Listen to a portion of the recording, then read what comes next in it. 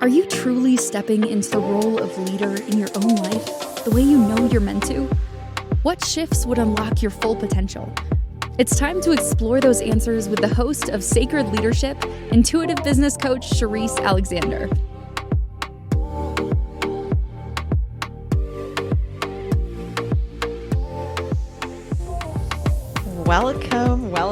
Welcome to Sacred Leadership with Sherisse here on the Inspired Choices Network. Today, we are getting close to the middle of the year. And as I've said before, I think that checking in at regular intervals as we're moving through our goals and objectives is important. So today, what we're going to be talking about is being at the halfway point of the year and the things that I personally felt like I needed to say out loud to figure out what they mean. So today is, of course, a solo episode, but I'm treating it as an interview with myself because some conversations are just too honest to have with someone else in the room. Today, I'm going to open up about a couple of fasts that I actually did over the last few weeks, one being a 50-hour fast and the other one being a 46-hour one, and what each one was really asking me to release. And what ended up coming up was a professional advancement that was certainly thrilling in its own right, but equally terrifying at the same time, and the fear of failure that came right alongside with it. The stories that got loud that week were things like quit while you're ahead, don't take this step forward, who do you think you are? Everyone will think, enter, whatever. What it means to teach leadership. Do the work, hold the faith, and still feeling fear hitting you so hard is one of the things that I was grappling with. The pattern of wanting to run and the quiet thought that interrupted it. Maybe you're supposed to just sit with it.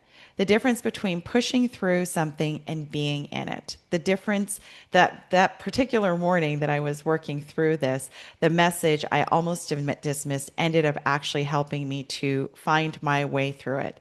Today is not an episode that is anything other than showing what this looks like in real time, what talking about it and practicing it, and more importantly, integrating it is really what this journey is about.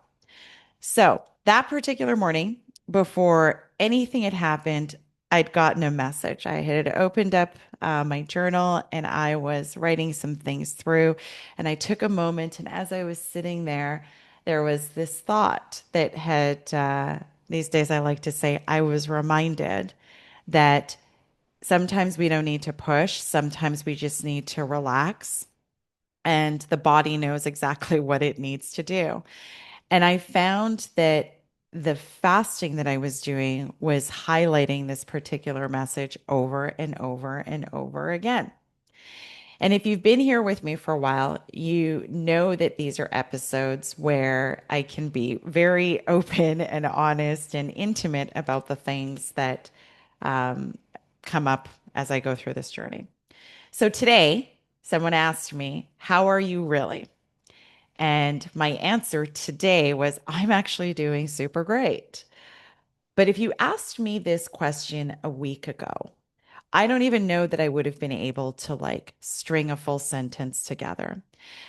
I I'm usually thinking about an episode and what it is that I want to talk about. And it was funny because the day that I was preparing for this particular show, I was it was like all the content was just given to me in that moment. It was one of these days where I went to the office and I just felt so raw. Every time I opened my mouth, I felt like I was going to cry. I could feel like tears were like literally pricking at my eyes all day. There was a brick that was so heavy, with the only word that comes to mind when I think about what that feels like even now is just a brick. And I couldn't do anything to move it. And like I said, what I wanted to do more than anything else was to not be there, was to find a hole, go crawl into it, and cry myself to sleep kind of thing. And if anything, what I had to be able to do was to like figure out how I was going to manage to work myself through this day and get to the end of it. And so when I think about what does the midpoint of this year feel like in my body? So if I take a step back and I think about the beginning of this year. And the beginning of the year is always one of those things where it's like you're so excited. It's like a fresh slate. It's, you've got all these hopes and dreams and ambitions and plans. And frankly, I can't even believe that we're at the halfway part of this year and there's still, it feels like, oh my gosh, there's only halfway more to go. What have I done? Um, and so when I take a step back and I look at it through a different lens instead of what have I done, I'm looking at it more through the lens of what have I learned? What have I experienced? And I hope that you can see and understand the very subtle difference between what have I done and what have I experienced. And I think that if I look at how I would answer that question right now, I've experienced so much. And most of it is in those really, really quiet, what seemingly appear to be insignificant moments. And probably the most valuable experience that I've had so far this year is really this integration piece that I talk about between the spiritual, the practical, and how we show up with both of those in some kind of dance. I'm not going to call it balance because sometimes it's not, sometimes it's one more than the other, but the integration and knowing when to be in one space or the other. And that is what it looks like. So now when I look at it from the perspective of what does it feel like in my body, that's the other thing that is far more present in my experience is I'm using my body for almost everything. And I'm not talking in the sense of like walking and running and doing yoga and, lifting weights and that sort of thing. I'm talking about as a somatic practice, one that is like a compass, one that I pay attention to now, like on a daily basis. And I mean all the teeny tiny little things that before I would absolutely bat away and disregard. And now I just pay attention to. And I find myself speaking in a way that's like, I'll say things to people. I find myself speaking in a way that's far more intuitive. And what I mean when I say that is I'll be in a conversation with someone and I'll say, I feel like I'm being reminded to tell you this, or I'm being reminded of this thing, or I'm not sure why, but I'm feeling guided that I need to say this or that we should do that. And so it's almost like this year has opened up this part of my experience in just another level, a deeper level, a more intimate level where it's like I can't even unplug, even if I wanted to. So it's like once you see, you can't unsee type of scenario. And it's beautiful. I'm so grateful for it. There is literally what feels like magic and miracles that are happening all around me. But first, I had to go through this day where there was like this brick that was sitting in my chest, and I didn't know what to do with it, how to move it, if I was even supposed to. I didn't even know what to do with it. Have you ever had one of those days where you just feel so beyond emotional, you don't even feel like you can be coherent at any particular moment in time? That is what this day felt like. And like I said, I didn't know what to do with it. Um, and what led up to it is I was having a conversation with somebody. And this is what I mean when I say synchronicities. I was having a conversation with somebody one day, and they were talking about a spiritual fast. And I was like, okay, I got to pay attention because this is literally the third person who has said to me this year talking about a spiritual fast. And so I said, you know what? This sounds great. I'm going to do it. And off I went. Now, I admit I did not prepare well for the first one. And like a lot of things, I just dive in and worry about what happens later. Not all, well, some things, not all things, but some things. I just jumped right in. And my original target was I'm going to fast for 72 hours. And all the reading out there says, hey, you should maybe start with 1 day or maybe do intermittent fasting. And I was like, no. And this is that divine masculine part of me that was like, no, like fasting for a day is no problem. I can do that with my eyes closed. I really want to challenge myself and muscle through it. So I set this target of let's do a 3 day spiritual fast, ill prepared. And for day one was pretty easy. Didn't I felt a couple of hunger pangs, but nothing that I couldn't get through. Day two was definitely harder. And it felt like my stomach, no matter what, would not stop talking to me all day. It was just like growling and growling. I just like, I was like, my mouth was salivating, just dying for food. And I was sitting exactly in this spot, really deliberating. Oh, should I end the fast? Should I stick with it? Should I end it? Should I stick with it? And what was I doing it for? I knew exactly what I was doing it for. I'd actually set the intention, and the intention was clarity, because I could feel this edge in my life, this edge, this underneath everything. It was like there was this little sliver of anger. I could feel it. I knew it was there, but I didn't know why it was there. And so the intention that I set was very, very simple. It was show me what this is about. Help me understand what this edge, what this anger is about, and ultimately how to release it. So as I'm sitting here at like 48 hours of into this fast, I had already decided at this point that I was breaking it, but just before I'd made that decision, the epiphany came. And as I was sitting there, and it was so crazy because it was like almost like just this, it was like one idea and then another, and it was just like this whole connect the dots thing. It started with an idea, and then I was like understanding, and then it went to another part of that, and it was understanding. And what I realized was that there was this version, this part of me, this story that I was holding on to. So even though this piece of me was well in the rear view, there were still parts of me that were energetically beaming out to the universe that I had not let them go. And it was being fully reflected to me in my day-to-day experience, and I didn't even see it. If you guys had seen me that day, I was like, holy shit. I can't even believe that this was like right in my face this whole time. And I didn't see, this is what you can't see until you're ready to see. And so this idea came to me, and then I made decisions in that moment where I was like, well, geez, that's not the message I'm trying to send to the universe. And so quickly got into divine masculine mode, right? So the divine feminine was I was being in it. I was waiting for the information to come. The information came, and as soon as it came, I didn't even hesitate with what I wanted to do because I knew the direction that I wanted to take my life in, and I could finally see all of the ways that I was completely stuck because I was holding on to these pieces that I was, for whatever reason, completely blind to. And so I felt so much relief. I felt lighter. And the other interesting thing that happened in this first spiritual fast was that as soon as I'd made the decision that I was going to do this fast, there was something in my countenance that had changed. Things just didn't bother me anymore. They didn't ruffle my feathers. Things that would normally upset me, or I'd get really agitated with people, I would just be like, okay. And that doesn't mean that I didn't care. It just means that edge that I was talking about had now just, it had disappeared. It was no longer part of this experience.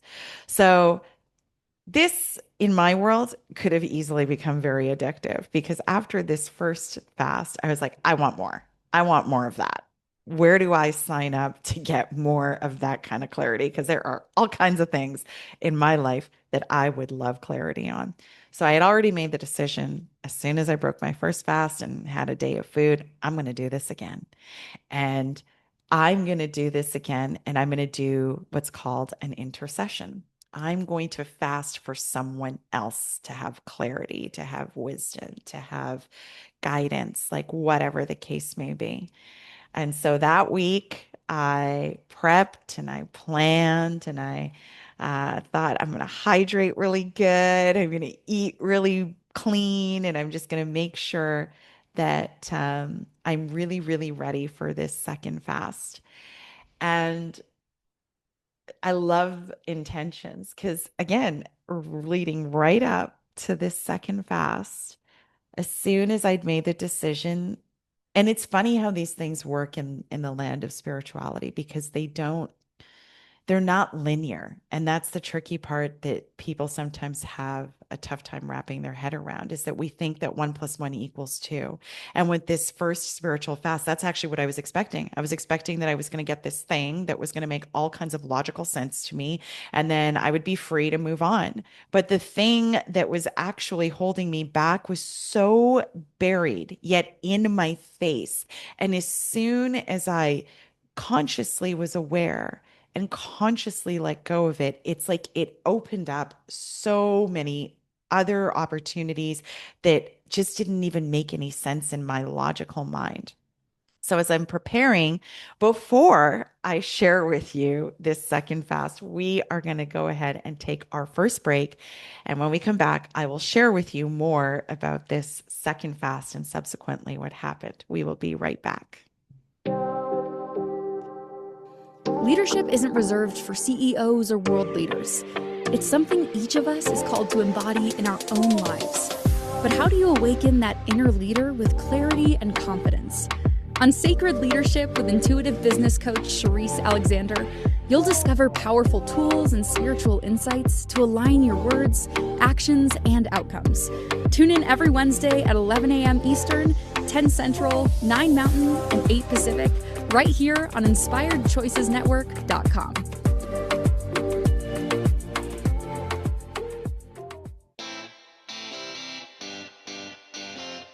Are you a subject matter expert? Are you here to share your expertise with an audience waiting to hear from you in only the way you can deliver? Are you ready to have your voice amplified across the airwaves? Inspired Choices Network has a global radio platform streaming to millions of people across the world. Professionally produced and supported by an accomplished team every step of the way, you can broadcast from anywhere in the world, knowing your voice matters, and we ensure it is delivered with ease and efficiency. Eager to hear your message, the world awaits. Contact us today to become an Inspired Choices Network radio host. Email become a host at inspiredchoicesnetwork.com. This is Sacred Leadership with Sherisse Alexander. To participate in the program, join the live studio audience in our chat room at inspiredchoicesnetwork.com. You can also send an email to Sherisse at pavitraleadership.com. Now back to the program.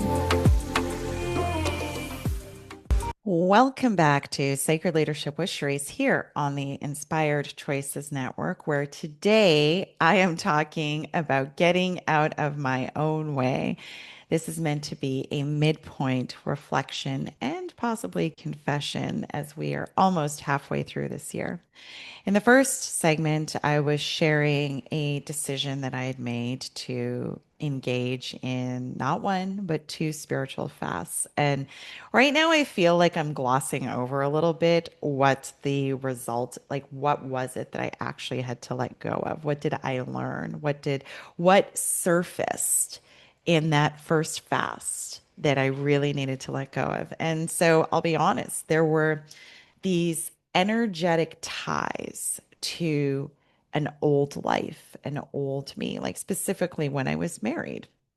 And my ex-husband and I have a very amicable relationship, and we were very intentional about that. And we did that because we wanted our kids to be able to still have the experience of all the amazing parts of what our family was, even though we weren't in a romantic relationship. What I couldn't see was that there were ways that I was showing up that could be very energetically confusing for the universe. Forget Mike. This was not, or sorry, my ex.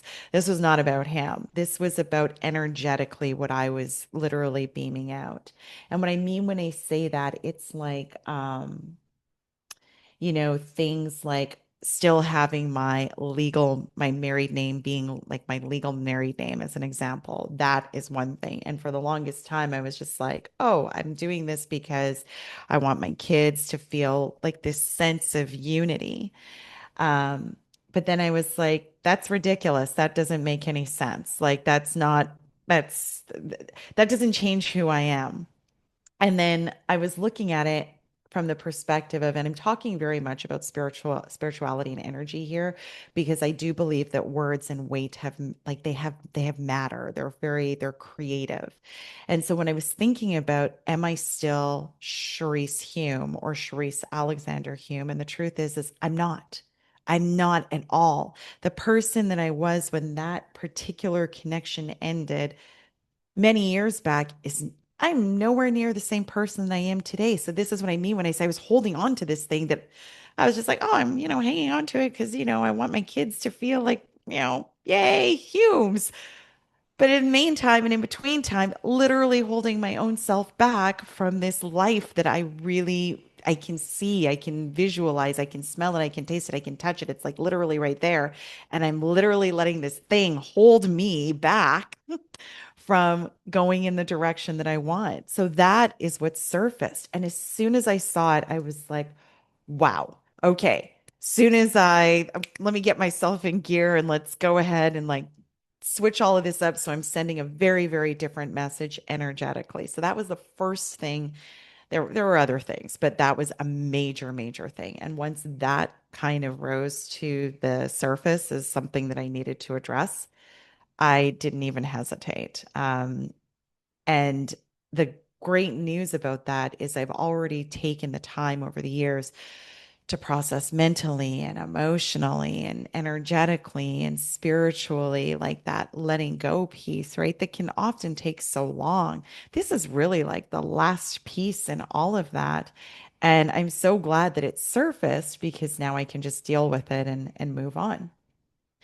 Now, the second fast, what was different? Like, I was really excited after this first one. Boy, oh boy, I was not ready for the second fast. The second fast, things started to show themselves even before the fast actually officially began. Like the day before, I was just like, all these things were happening. So it was already rattling my emotional space. Like it was already putting me into a state of like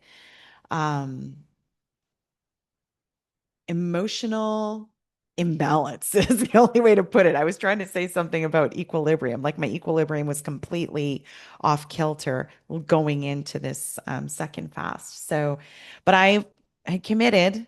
So I went into it and I was very patient. And the only thing that came from that fast, like I fasted the second time for 46 hours. And the only thing that I can say that originally came from the fast before I ended it was an event that preceded it. And it was an event, and I knew that it was so. This was the other thing is I needed to really put myself in a place of like not getting too attached to what my whole purpose was, because I went into the fast with one purpose in mind, and it was clarity around one very specific thing, and it was work related. It was something work related that I was going into this fast about. But then something again, totally unrelated, shows itself in. I'm like, nah, this is not what I wanted to talk about. That was literally my energy. Like, no, I didn't ask for this. This is not what I wanted to talk about. I wanted clarity on this thing. And what ended up happening from there, I tell you, I felt gutted that week. I will not lie. I was, even though there was this event that had come up and it didn't fully emotionally derail me. I remember thinking about it and being like, that's interesting. And then it popped up again. And I was like, oh, okay, this is definitely something that I think I'm supposed to address. But even then, there was no emotional destabilization. It was the subsequent days where I could feel myself getting pulled deeper and deeper into this, like, this brick in chest. And so the day that I was prepping for this particular episode was like the peak of that day, where I was like really emotional, and there were super positive things that were going on in my life, and I couldn't even muster the enthusiasm. Like people are like, oh, you should be so happy, you should be so excited. And I was just like, yeah, I'm really excited. I'm just thinking about the work, and I'm really focused on the strategy. And and yes, that was true to a certain extent, but then there was all the other stuff that was coming up. So I did actually get what I was looking for from the fast, because it was like all this stuff related to work started surfacing because, I had this really positive thing come up at work that I should be joyous about and I should be celebrating. But inevitably, what ended up happening was like all of the emotional junk equally came with it. Not smart enough, don't know enough, not ready. Our people are going to take you seriously. How are you going to do it? Are people going to question you? Like just all the things, all imposter syndrome, full tilt imposter syndrome. And so I had this moment where I'm literally sitting in my office and feeling shame like you would not believe. Feeling shame, like, girl, you talk about this, but look at you now, sitting in your office wanting to cry. And I'm sitting right here. And the thought that popped into my head was like, okay, you don't actually need to do this. This is ego talking. Sherisse, you don't need to do this. You can pack your shit. You can run. You don't need to, nobody needs to know. We don't even need to tell anybody. Like you can quietly do it. Like, this is the full conversation going on in my head. And when I realized this conversation that I'm having in my head, I was like, "Oh wow, this is deep. This has not happened in quite some time." And that's where the shame came because it was like you talk to people all the time about, you know, confronting yourself and, being fearless and being honest and all of these things. And so in that moment, I was literally I couldn't even stand myself in that moment.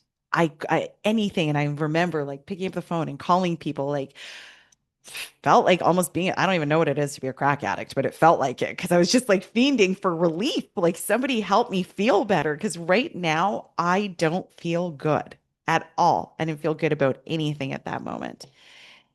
And the crazy part is I had all kinds of things going on in that day, in that week to feel so positive about, but I couldn't even muster it because the stories were so loud in my head.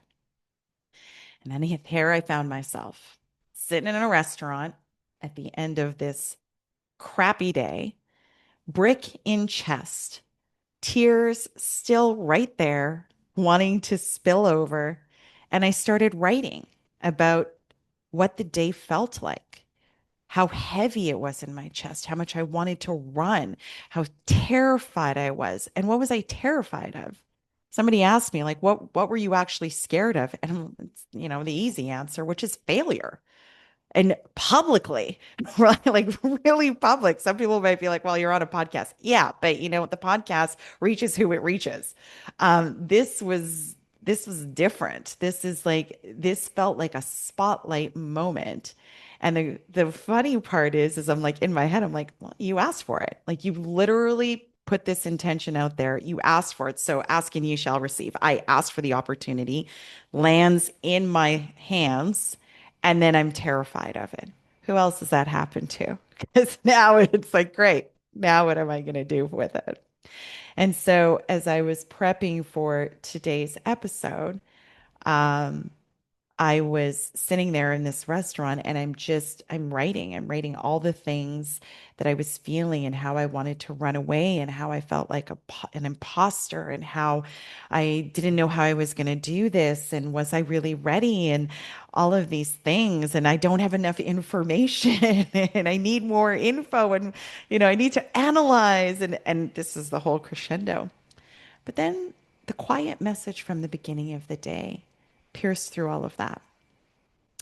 And the message was get out of your own way.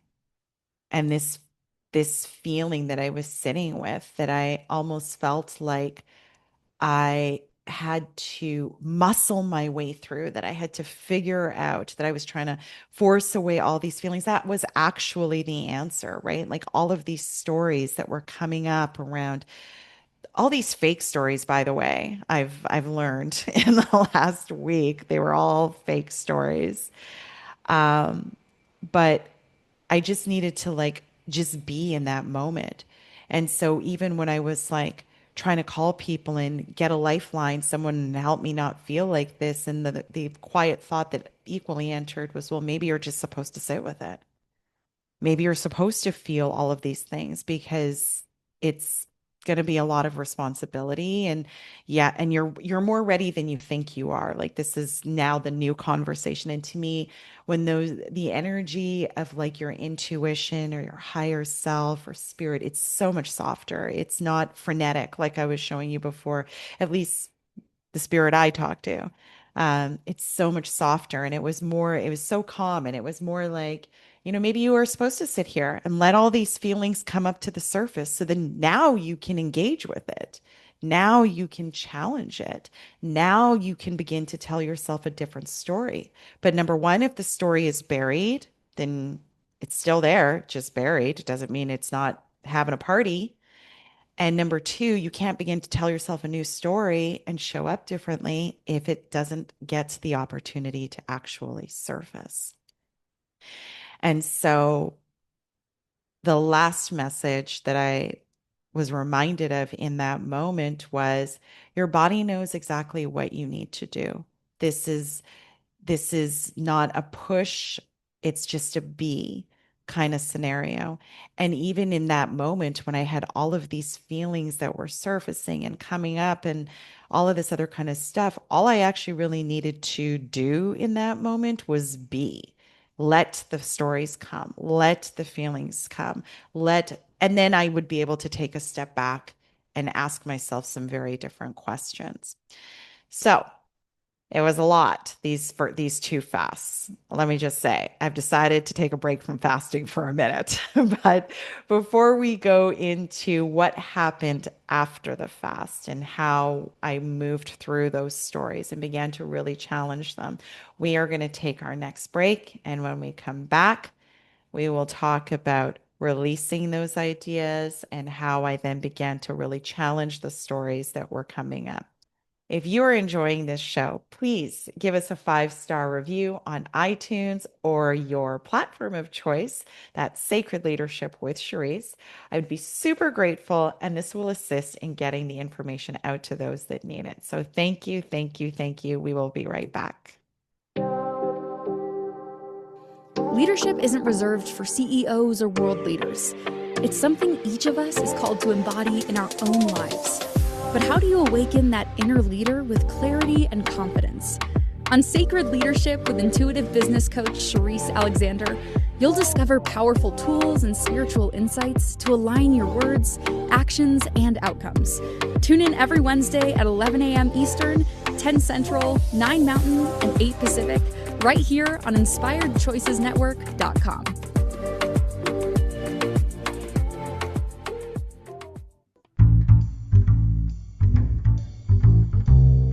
How wonderful would it be to carry your favorite Inspired Choices Network host with you throughout your day? Well, now you can. Inspired Choices Network now has its very own mobile app. Our free app offers live streaming shows, along with thousands of podcasts and TV episodes. Our shows cover a wide variety of topics. Whether you're waking up with us, carrying us through the day, and taking us to bed with you, we're always here for you to enjoy.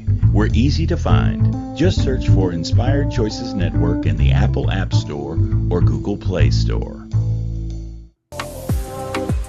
This is Sacred Leadership with Sherisse Alexander. To participate in the program, join the live studio audience in our chat room at InspiredChoicesNetwork.com.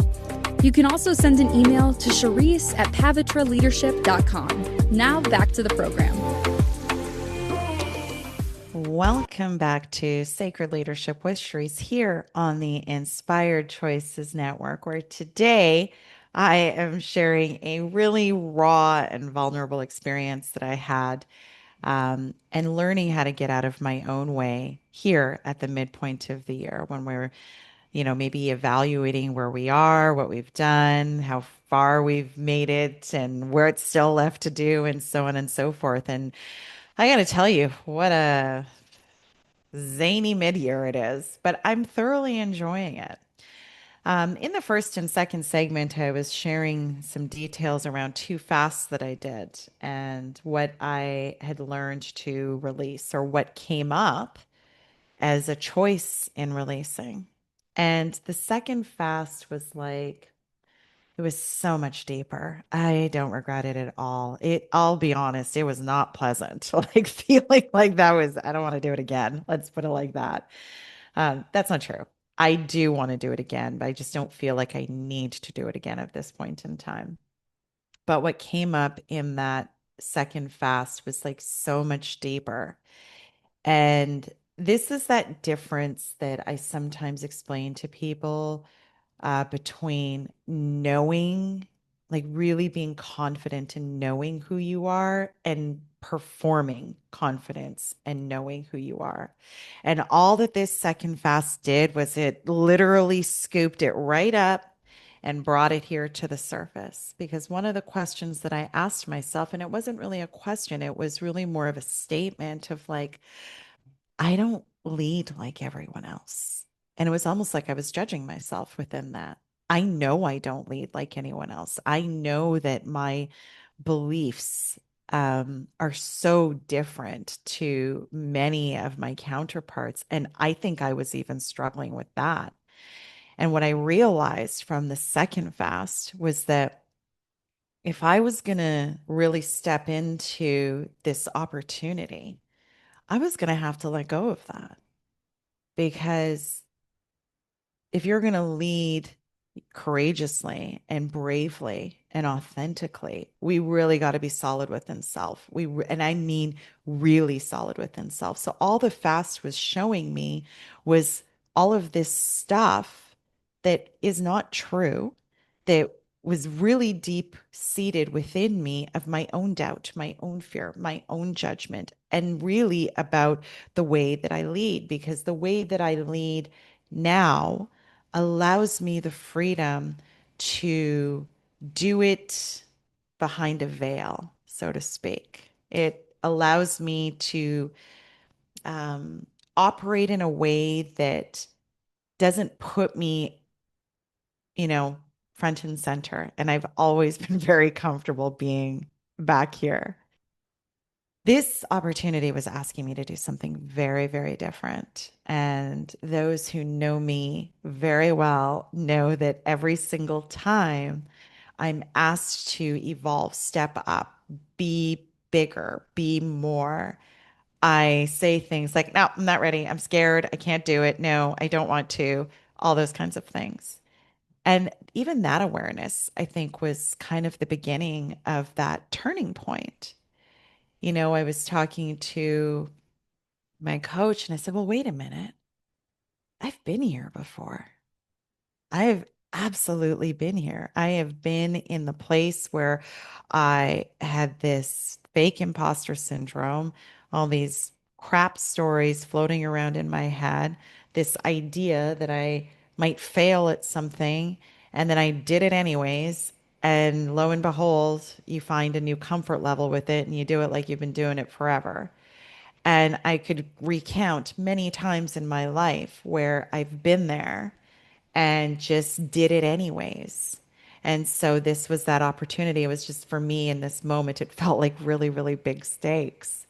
And in a lot of ways, it is really, really big stakes. But I think that when I took a step back and I looked at it, it was really the universe nodding and saying, you're ready.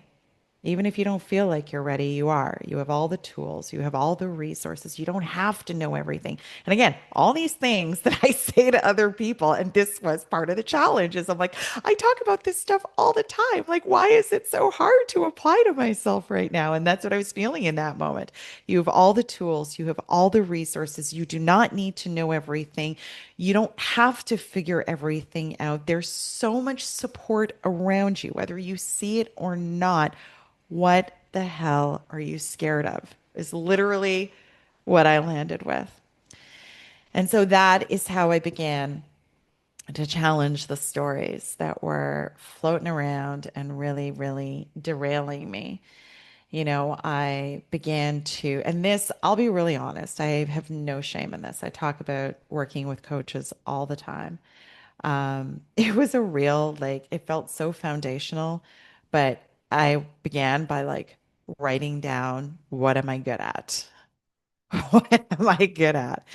And, when I started writing the list, I mean, it's such a great list when you start writing it because I'm like, oh, yeah, I am good at that. It was such a simple exercise, but it was so effective because I was like, oh, yeah, I am really good at that. Oh, yeah, and I am really good at that too. And once I started uncovering, okay, so not only the hidden low vibe stories, but maybe the not so obvious to me high vibe things, then it was like one of these things where I was like, oh, okay, well, maybe I am ready. Maybe I can do this.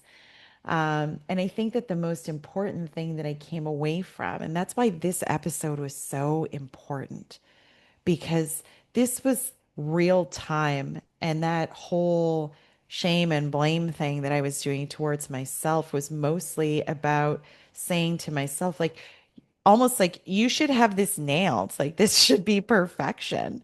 And even though I say often on this show that it's not perfect and it's never going to be perfect because it's in real time. The whole purpose behind this is to be able to show you exactly that it's a moment to moment thing, and I'm sharing it with you in real time, and that there's nothing to be judging or blaming myself about within this. So the beginning of really shifting that was starting to challenge the stories like, who do you think you are?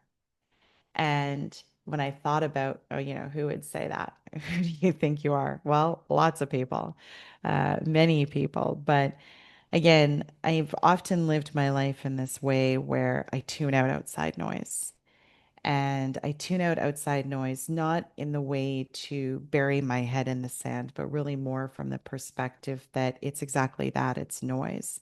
And I genuinely believe that the people that know me best, that have my best interests at heart, um, they what they're saying doesn't matter, is ultimately what it boils down to. So how I challenged it, just to recap, was I just began to engage with it in a very, very different way, or not in a very different way, but in a very foundational way, which was again just writing down the things that I'm good at and writing them down like every day. So like, so some days there'd be two, some days there would be five, some days there would be 10. But by the end of that exercise, I think maybe I had maybe 20 things on the list that I realized were actually really, really positive qualities for this role. And that's not to say, and then the other exercise that I actually engaged in wasn't necessarily an ego stroking exercise, but more one of these exercises where I wanted I wanted perspective. So I asked someone that I work with, I asked for a little bit of guidance, and I just said, what's one piece of advice that you would give me? And this is when I really got validated that I was actually on the right path.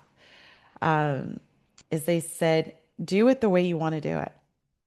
Be unapologetically yourself, because the best leaders are the ones who are unapologetically themselves and just show up and don't and tune out the outside noise. That doesn't mean, completely ignoring, roles and responsibilities and things like that. This just means in the essence of who you are. Just show up unapologetically in the essence of who you are, if you are happy with who that person is. And I am happy with who that person is.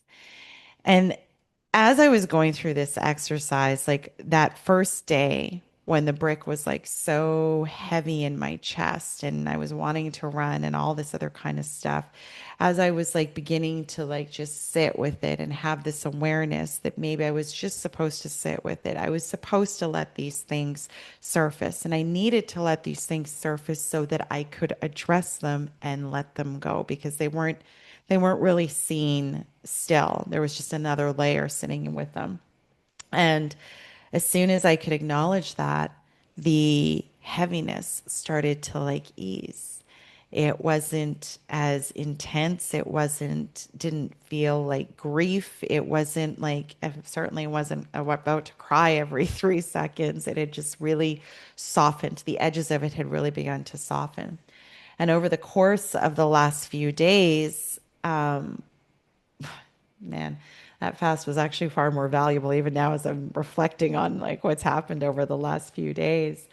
I realized that what's happened is that I've become sharper, far more discerning, and far more sensitive. That's the word that I will use. Far more energetically sensitive, which tells me even now, and this is a new epiphany, this one is in real time right now. What that tells me is that these two bricks of bags or bags of bricks that were sitting in my body somatically, they were there, energetic body, physical body, mental body, emotional body. They were sitting lodged in various pieces of these bodies that I'm talking about. And once I surfaced them and engaged with them and consciously chose to let go of them, is when the magic in my life began to happen. Not to say that there wasn't magic before. There's magic every single day. There's magic that's happening around us at every single moment in time. But now I could see it. Now I could see it like so clearly. There'd be conversations that I would have that would reinforce a point that I'd had a day before, or there'd be a, reiteration the next day. And when those things happen now, like I really pay attention. Okay, once you might not pay attention to, or it might catch your attention, but twice, definitely paying attention twice. And so the hyper awareness is so much keener now. And I didn't even realize that I was like holding all of this stuff in.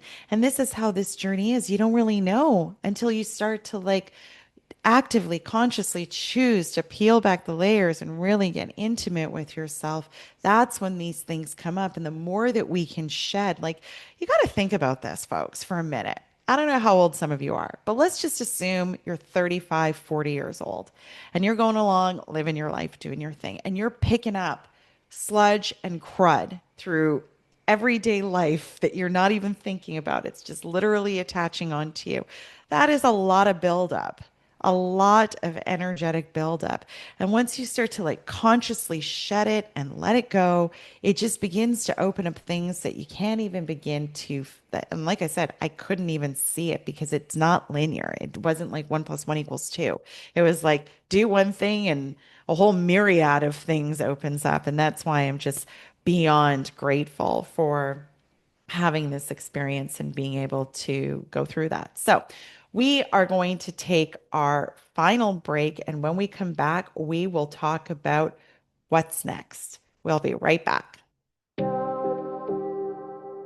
Leadership isn't reserved for CEOs or world leaders. It's something each of us is called to embody in our own lives. But how do you awaken that inner leader with clarity and confidence? On Sacred Leadership with intuitive business coach Sherisse Alexander, you'll discover powerful tools and spiritual insights to align your words, actions, and outcomes. Tune in every Wednesday at 11 a.m. Eastern, 10 Central, 9 Mountain, and 8 Pacific, right here on InspiredChoicesNetwork.com.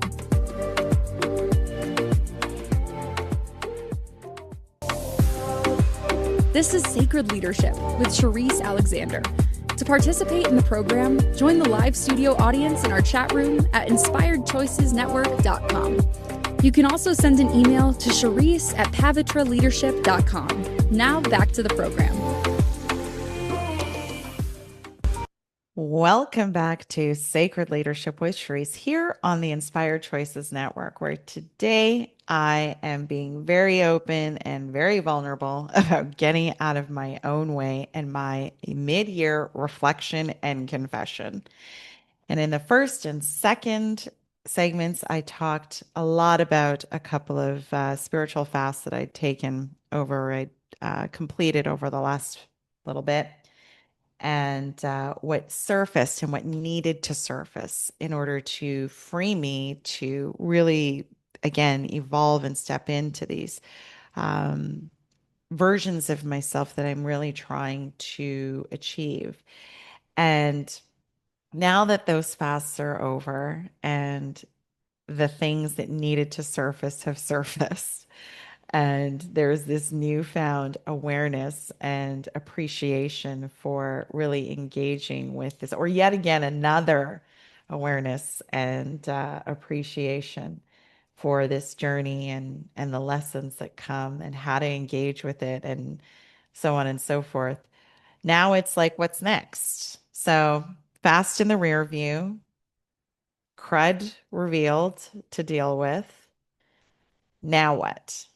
And the now what I think is this awareness or this commitment in terms of I don't need to show up like anyone else. And it sounds so cliche, but it doesn't mean that we don't sometimes still think that we need to conform and that we want to conform. At core, we all want to belong. We all want to be loved and accepted unconditionally as we are. And I am no different to any of you. But I was in meditation this last week, and I think what I was reminded of that really was just kind of put front and center is that the work that I do is so much bigger than me as an individual. It is so much more than myself as an individual. It's just like and I think that that's when we begin to understand that our when you begin to feel like you have found your purpose and what you are here for and what you're meant to do and what really lights you up. And that's where I am right now. And it was almost like the guidance was clearly saying to me, keep your goal right here and don't worry about the rest of it. Everything else is just noise because the goal, the objective, where I'm going, what I'm trying to do, what I'm trying to achieve is so much grander, and it's not meant to come across in a righteous kind of way, but it's meant to be in a way that is keeping me very, very focused and very, very intentional. And even now, as I'm saying it to you, it reminds me of my days back when I was a mortgage broker. And I did not pay any attention to any of what my competition was doing. I didn't even care. When people would talk to me, I'm like, oh, sorry, I don't, oh, they have a better rate. Okay, wasn't paying attention. And the reason why I'm being reminded of it right now is because I was very myopic in how I served my clients. I was very much offering myself and saying I am the difference between myself and the competition, because at the end of the day an interest rate is an interest rate. It makes zero difference. Like, there are very few people who are going to make choices over like 0.05%, right? Very few. The choices that people make and who they work with, why they want to do something, is how people make them feel. And so that's all I ever focused on, was how was I making people feel when they interacted with me. So I feel like I'm being reminded of that now, because that is my gift. And that's what all of this actually taught me, is that the gift of who I am is how I genuinely try to make people feel, how I genuinely show up to the interaction wanting to help you, and not help you in, I know better, help you figure out what better is for you. And these conversations and interactions happen all the time. So that is my gift as a leader, is the fact that I show up in a way that is generally unapologetically myself, and being okay with the fact that sometimes I'm going to have a really human moment, and then it doesn't make it any less, if anything, it makes it more authentic. It makes it more real, is the fact that I was like having a full meltdown. And I don't know that anybody actually knew that I was having a meltdown, but I knew. I knew how I was feeling. But I think the ultimate point is that that's what actually makes it more authentic, more real, more human, and more relatable, is the fact that I'm sharing that there was this whole scenario that lasted quite a few days off the heels of a fast that had me all these really old stories that I thought I had dealt with and that I thought that I'd buried or that I thought I was over, that resurfaced. And that's what I want you to remember about this journey, is that don't be surprised when these things cycle around again. And you might even find yourself being annoyed where you're like, I thought I dealt with this. Wounds can be many, many layers deep. And I try to remind myself of that, is that wounds, stories can be many, many layers deep. So let's not be surprised when they resurface. Thank you so much for joining me today. Until next time, take care of yourself. Thank you for listening to the Sacred Leadership Show. Sherisse returns Wednesday at 11 a.m. Eastern, 10 Central, 9 Mountain, and 8 Pacific on the InspiredChoicesNetwork.com. Until then, continue taking small steps today to be a leader in your life for the collective.